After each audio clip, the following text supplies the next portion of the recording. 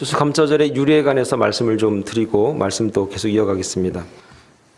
성경 말씀대로 경건하게 생활하던 청교도들이 있었습니다. 그런데 영국은 이미 형식주의가 되어 있었기 때문에 많은 신앙의 갈등이 있었습니다.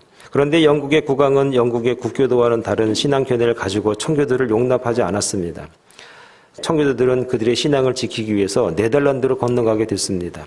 그러나 11년간의 네덜란드에서 생활이 무척 고됐습니다. 이에 청교도들은 신대륙에 대해서 꿈을 가지고 있었습니다. 그래서 7년 동안 열심히 돈을 벌어서 배를 샀는데 그 배 이름이 무엇이냐?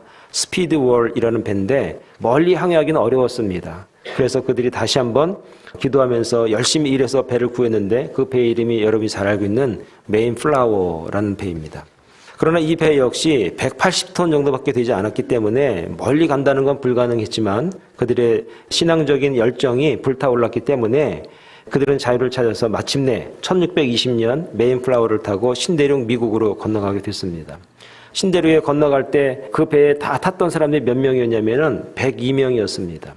그들 가운데 43명이 죽거나 영양실조로 여러 가지 어려움을 당해서 결국 신대륙에 처음 시작한 사람들은 58명에 불과하게 됐습니다. 그때 심한 고통 속에 있던 그들에게 도움을 주었던 마음 좋은 사람들이 있었는데 그들이 누구냐? 바로 인디안들이었습니다. 이 대륙의 원주민인 인디안들은 어려운 처지에 놓여 있는 청교도들에게 옥수수 등 곡물을 가져다 주었고 농작물을 재배할 수 있는 방법도 가르쳐 줬습니다. 이들의 도움으로 인해서 1621년 청교도들은 풍성한 곡식을 추수할 수 있었습니다. 이에 청교도들은 친절한 인디언들을 초대해서 추수한 곡식과 칠면조 고기 등을 함께 나누면서 신대륙에서의 깊은 첫 추수감사절을 맞이하게 됐습니다. 그 후에 1923년에 매사추세츠 주에서는 추수감사절을 공식 절기로 선포했습니다. 1789년에는 미국 초대 대통령 조지 워싱턴에 의해서 법령으로 만들었습니다. 그런데 3대 대통령 토마스 제퍼선에 의해서 감사절이 왕의 관습이라는 이유로 인해서 기념하는 행사를 중단하게 됐습니다. 그 뒤로 추수감사절은 일부 주에서만 비공식적으로 지켜지게 되었고 그 기념일도 주마다 다 달랐습니다. 이렇게 폐지되었던 추수감사절이 다시 지켜지게 된 것은 언제였냐? 1863년 여러분이 잘 알고 있는 16대 미국 대통령 아브라함 링컨에 의해서 추수감사절이 미국의 연례적인 축제일로 선포되게 됐습니다. God is Ladies Book을 썼던 사라 요세파 헬이라고 하는 여사가 있었는데 추수감사절은 미국의 건립이 하나님의 은혜로 되어졌음을 기념하는 연례적인 절기로 지켜져야 한다는 주장이 받아들여져서 그때부터 추수감사절이 오늘에 이르게 된 겁니다. 링컨 대통령이 대통령을 재임하고 있는 그 당시에 남북전쟁 기간이었습니다. 그런데 이 추수감사절만큼은 전쟁을 하지 않았다고 합니다. 그만큼 이 추수감사절은 미국 사람들에게 있어서는 각별한 날인 겁니다.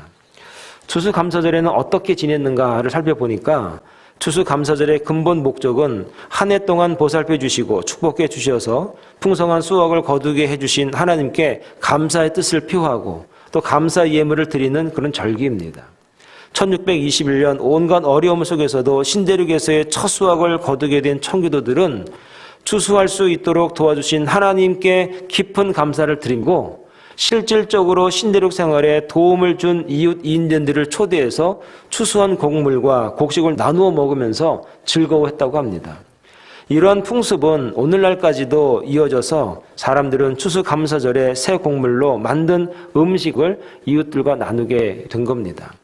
칠면조 고기를 먹는 풍습은 첫 추수감사절 때 사냥꾼들에게 새를 잡으러 오라고 시켰는데 그들이 잡아온 게 칠면조였다고 합니다.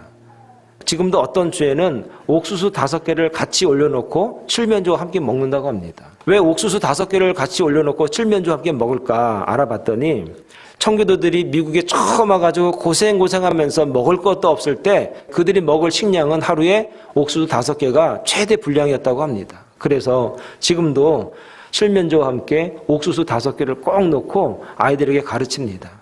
우리 조상들이 이 신대륙 미국에 와서 하루에 이 옥수수 5개밖에 못 먹으면서 오늘날 우리에게 이런 귀한 추수감사절의 의미를 남길 수 있었다라는 것을 교육한다고 합니다. 이런 추수감사절을 통해서 오늘 본문이 우리에게 주시는 감사의 조건이 몇 가지가 있는데 그 첫 번째가 무엇이냐? 구원의 은혜에 감사하는 그런 주의 백성들이 되라 하는 것입니다. 오늘 본문 시편 107편 1절에서 3절의 말씀을 제가 읽어드리면 이렇습니다. 여호와께 감사하라. 그는 선하시며 그 인자하심이 영원함이로다. 여호와의 속량을 받는 자들은 이같이 말할지어다. 여호와께서 대적의 손에서 그들을 속량하사 동서남북 각 지방에서부터 모으셨도다. 이렇게 말씀하고 있습니다. 여기서 속량이라고 하는 단어가 나오는데 이 속량이 무슨 뜻이냐면 다시 내가 사오다라는 뜻이 속량입니다. 이사야서 35장 9절에 보니까 구속함을 받은 자라는 단어와 동일한 단어를 어원을 가지고 있습니다. 포로로 잡혀갔다가 돌아온 자들을 가리켜서 구속함을 받은 자들이라고 말하는데 오늘 본문에서 속량이라고 말합니다. 대적의 손에서 우리를 건지셨다고 말합니다. 대적의 손이라고 하는 것은 백성들이 당하는 모든 환난과 고통을 상징하는 단어가 대적의 손인 것입니다. 바벨론 포로기에 절망의 늪에 빠진 하나님의 백성들에게 선지자들은 끊임없이 이 메시지를 전하면서 우리를 속량하시고 구원하실 하나님에 관한 메시지를 끊임없이 자신의 백성들에게 전해 주었습니다. 사랑하는 여러분, 저와 여러분들이 대적의 손으로부터 속량받은 주의 종들이라는 사실을 여러분 믿을 수 있기를 바랍니다.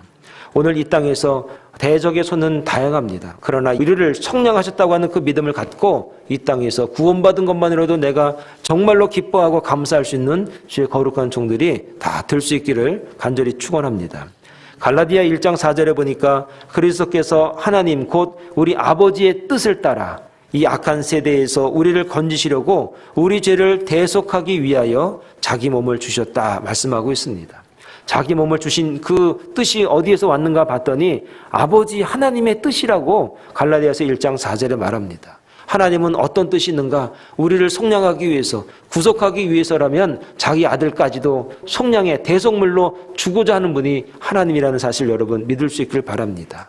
그래서 에베소 1장 7절에 보니까 우리는 그리스도 안에서 그의 은혜의 풍성함을 따라 그의 피로 말미암아 속량 곧 죄사함을 받았습니다. 사랑하는 여러분, 오늘 우리는 감사해야 됩니다. 오늘 저와 여러분들이 예수 그리스도의 대속물로 말미암아 내가 모든 죄로부터 이 세상의 대적의 손으로부터 나를 구원해 주셨다고 하는 그 은혜만으로도 하나님을 찬양하고 감사하는 주의 백성들이 다 될 수 있기를 간절히 축원합니다. 두 번째 감사는 무엇이냐? 하나님이 기도에 응답을 해주시는 하나님이심을 여러분 감사할 수 있기를 바랍니다. 4절에서 7절에 보니까 그들이 광야 사막길에서 방황하며 거주할 성읍을 찾지 못하고 추리고 목이 말라 그들의 영혼이 그들 안에서 피곤하였도다.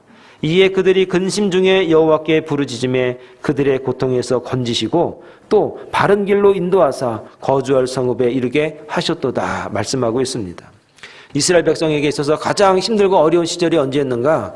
종살이했던 400년과 그리고 내가 종살이가 끝났다라고 생각하니까 광야길이 또 그들에게 있었습니다. 광야길이 왜 힘들고 어렵습니까? 못 먹어서 그렇습니까? 입을 옷이 없어서 그렇습니까? 마실 물이 없어서 그렇습니까? 아닙니다. 하나님은 광야길에서 만나와 메추라기로 배불리 먹게 하셨습니다. 신발도 달지 않게 하셨습니다. 옷도 헤어지지 않게 하셨습니다. 그런데 가장 어렵고 힘든 것이 무엇이냐?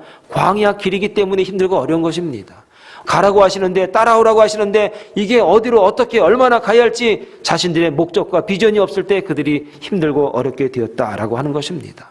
사랑하는 여러분, 여러분들이 힘들고 어려운 이유가 무엇입니까? 못 먹어서요? 집이 없어서요?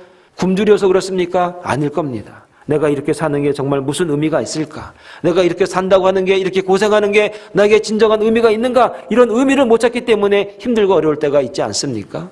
내가 이렇게 열심히 일하는데 이 땀이 이 피가 정말 도대체 무슨 의미가 있을까? 이럴 때 우리에게 진짜 어려움이 다가온다라고 하는 것입니다. 이럴 때 주의 백성들이라 한다고 하면은 무엇을 해야 되는가? 하나님 앞에 기도하는 그런 주의 종들이 되어야 된다라고 하는 겁니다. 여러분, 기도가 무엇입니까? 기도. 우리가 눈을 감고 하나님 앞에 살려주십시오, 도와주십시오, 복을 주십시오. 그게 기도가 될까요? 그게 기도인가요? 그건 기도의 하나의 모습일 겁니다. 기도라고 하는 것이 무엇이냐? 나보다 힘이 센 사람, 나보다 능력이 많은 사람, 나보다 권세가 있는 분, 그 사람을 부여잡는 것, 부여잡고 그분을 의지하는 것, 그게 바로 기도인 것입니다. 사랑하는 여러분, 이스라엘 백성들은 기도했습니다. 그랬더니 7절에 바른 길로 인도하사 거주할 성읍에 이르게 하셨도다. 기도하는 백성, 하나님을 의지하는 백성은 하나님이 바른 길로 인도하십니다. 그리고 거주할 성읍에 이르게 하신다는 사실을 여러분 믿을 수 있길 바랍니다. 무엇 때문에 여러분 힘들고 어렵습니까? 여러분의 광야는 도대체 무엇입니까? 물질 때문에 여러분이 광야 생활하고 계십니까? 인간과의 관계 때문에 광야 생활하고 계십니까? 질병 때문에, 고난 때문에, 고독 때문에 여러분이 광야 생활하고 있다고 여기고 계십니까? 그것은 하나님이 기도하라고, 기도하는 백성이 되라고, 나를 의지하라고, 나를 의지하면서 바른 길, 옳은 길, 하나님이 거주할 성읍으로 따라오라고 우리를 광야로 모르셨습니다. 사랑하는 여러분, 기도하는 주의 종들이 되길 바랍니다. 하나님이 응답하실 줄로 믿습니다. 마지막으로 베푸신 은혜에 감사하는 주의 종들이 되길 바랍니다. 8절에서 9절에 보니까 여호와의 인자하심과 인생에게 행하신 기적으로 말미암아 그를 찬송할지로다. 그가 사모하는 영혼에게 만족을 주시며 줄인 영혼에게 좋은 것으로 채워주심이로다 라고 말씀하고 있습니다. 베푸신 은혜가 본문에 두 가지 단어로 딱 요약할 수 있는데 그게 무엇이냐? 기적과 만족이란 단어입니다. 기적은 우리가 생각하고 있는 것과 상상을 뛰어넘는 것이 나타날 때 그걸 기적이라고 말하는 겁니다. 사람이 도저히 할 수 없는데 우리에게 일어났습니다. 기적입니다. 저는 여러분을 볼 때마다 기적입니다. 이분들이 집에 가셨다가 다음 주에 또 올까? 또 왔어요. 기적입니다. 저는 제가 이 자리에 서 있는 것도 기적입니다. 저는 여러분이 예수님 믿고 아멘하는 거 그거 볼 때마다 기적이다 생각합니다. 여러분 자신을 보시기 바랍니다. 내가 지금 하나님을 믿고 이 자리에서 예배드리고 찬양하는데 이게 무엇일까? 기적입니다. 만족이란 단어가 있습니다. 만족이 무엇입니까? 잘 먹고 이제 더 이상 먹을 수도 없습니다. 차고 넘칩니다. 그걸 갖다가 만족이다라고 말하는 겁니다. 여러분 오늘 본문의 말씀을 가만히 들여다보니까 이렇게 말합니다. 여호와의 인자하심과 인생에게 행하신 기적으로 말미암아 찬송할지로다. 내가 하나님을 찬양하는 자리에 있다면은, 하나님을 예배하는 자리에 있다면은 어찌 보면 그 사람은 기적을 체험한 사람이다라고 하는 겁니다. 여러분은 기적의 사람들입니다. 여러분은 하나님의 기적과 같은 사람들입니다. 이런 기적과 같은 은혜를 가지고 있기 때문에 우리가 하나님을 찬양하고 하나님을 감사하는 것입니다. 9절에 보니까 그가 사모하는 영혼에게 만족을 주시며 그랬습니다. 만족이라고 하는 것은 결국은 하나님의 은혜가 충만할 때 세상의 것들이 침범할 수가 없습니다. 그걸 갖다가 만족이라고 말하는 겁니다. 우리는 예수 알기 전에, 신앙생활을 하기 전에, 하나님을 찬양하기 전에 세상 것들로 막 채워야만이 우리가 만족할 줄 알았습니다. 은혜 받고 나니까, 말씀이 우리 마음에 들어오게 되니까, 우리 심령 가운데 임하게 되니까 이제는 그걸로만으로도 만족하게 되는 겁니다. 이것이 바로 기적을 체험한 사람들이 간증할 수 있는 놀라운 은혜다라고 하는 것입니다. 사랑하는 여러분, 만족은 영혼의 만족을 의미하는 것입니다. 하나님을 찬양하는 자가 되니 더 이상 칠 곳이 없는 주의 종들이 된 것, 그것 자체가 우리에게 만족으로 다가오게 되는 것입니다. 이러한 기적과 만족의 사람이 오늘 저와 여러분들이 다 될 수 있기를 간절히 축원을 드리겠습니다. 추수감사절을 맞이해서 오늘 우리가 하나님 앞에 감사하기를 바랍니다. 구원의 은혜에 감사하는 주의 종들이 되기를 바랍니다. 우리의 기도에 응답하시는 하나님 앞에 감사하는 주의 종들이 되기를 바랍니다.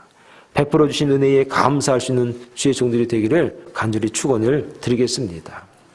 요즘에 학사보다 박사보다 더 높은 학위가 있다고 합니다. 알아봤더니 밥 사는 사람이 가장 높은 학위를 가지고 있다고 합니다.